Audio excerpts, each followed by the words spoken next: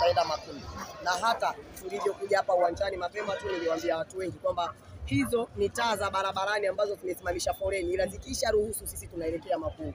Tulikuwa hatuna sababu ya kuwachelewesha hawa. Kwa hiyo lilikuwa ni swala ambalo lilikuwa ni lazima tuweze kuqualify kwenda hatua ya makundi, kwa sababu wachezaji wa Young Africans na performance walizonazo na uwezo walionao, viwango vyao ni performance yani ni viwango vya hali ya juu. Huwezi compare na mchezaji wa Silver Striker. Lakini wao kupata goli kule kwao haimaanishi kwamba Young Africans alikuwa mbovu. Haimaanishi kwamba wao walikuwa ni bora zaidi kuliko Young Africans. Ni vile tu mpira wa Afrika unataka kila timu itumie uwanja wake wa nyumbani. Na ndio maana unakuta watu wengi wakienda ugenini, cha kwanza wanachokuwa wanakihitaji au wanachokuwa wanakitarajia ni kutoruhusu goli. Ila wakitokea wameshinda ugenini wanashukuru Mungu. Lakini matokeo pekee yanayokuwa yanawapeleka vilabu vingi ugenini ni kwenda kutafuta sare, ila tu wasiruhusu goli. Lakini kitokea umepata matokeo it is okay.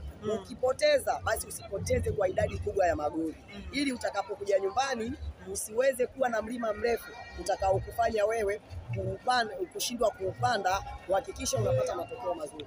Kwa hiyo ni wapongeze Young Africans, wachezaji na benchi la ufundi, pamoja na kwamba ni mechi yake ya kwanza. Patrick Mabedi anasimama kama kocha mkuu, anaweza kuweka anapanga kikosi ambacho anaingia nacho kinaenda kumpa ushindi. Ni swala la kumpongeza na tunatakiwa tujivunie kwa kile ambacho amekifanya, na spirit ya wachezaji ya upambanaji. Isingekuwa rahisi mchezaji kama Pacome Pedro Zouzoua mwakani anaenda kushiriki michuano ya kimataifa kwa maana ya kombe la dunia na taifa lake, ili hali timu yake kama club imetolewa kwenye michuano ya kimataifa. Ilitakiwa iwe hivi kwamba anatoka kushiriki michuano ya klabu bingwa anaenda kukiwasha kombe la dunia. Inakuwa inaleta picha nzuri kuliko kwamba timu yako imetolewa kwenye timu ya michuano ya kimataifa alafu naenda kuisaidia timu yako kucheza kombe la dunia. Inakuwa hapati sifa nzuri. Kwa hiyo tunawapongeza wachezaji na mashabiki wote walioitikia wito wa kuja uwanjani. Uwanja ulikuwa umefika, kuhakikisha tunawapigia kelele wachezaji waweze kutupatia matokeo ya kwenda hatua ya makundi. Pengine namna ambavyo umechezwa mpira, nimekutana mashabiki baadhi wanalalamika, wanasema mpira umekuwa ni mpira ambao unaangalia pressure iko juu. Naweza nikasema kipindi cha pili wachezaji ni kama walipoteana kutokana na match fitness, kitu ambacho nimekuwa nikizungumza kwa muda mrefu tangu tumetoka Malawi, kwamba wachezaji wa Young Africans fitness yao iko chini sana, kiasi kwamba wakipoteza mpira unaona mwili unakataa, akili inakataa kwenye kufuata ule mpira. Mwisho wa siku wanaenda kujaa golini kama kupaki basi, kusubiri wapinzani wapige mashuti wao waweze kublock.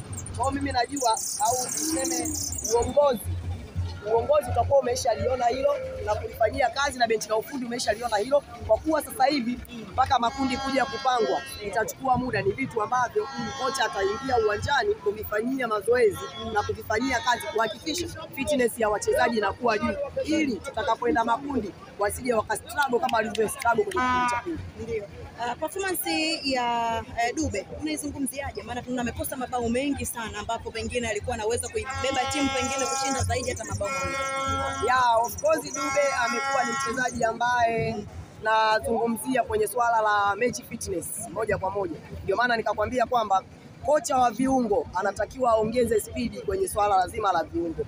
Alivyokuwepo Profesa Nabi, ulikuwa unaizungumzia Yanga ambayo walikuwa si rahisi kupata injury, si rahisi kupoteza mpira na kushindwa kuufuata kwa wakati, kwa sababu tulikuwa na yule kocha Manywele ambaye alikuwa anahusika kwenye swala zima la viungo.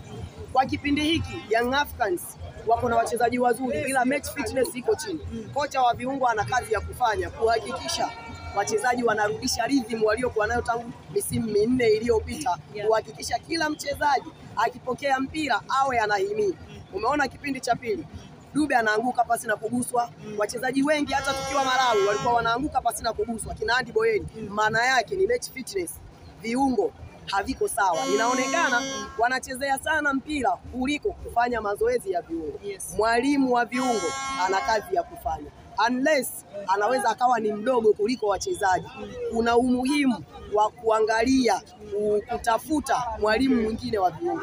Kwa mwalimu wa viungo kama atashindwa kuongeza kiwango ili wachezaji wafikie rhythm ya msimu uliotamatika kwenye viungo, tuna kila sababu ya kutafuta mwalimu wa viungo. Mwendelezo wa Maxim pia Nzengeli pengine una uzungumziaje?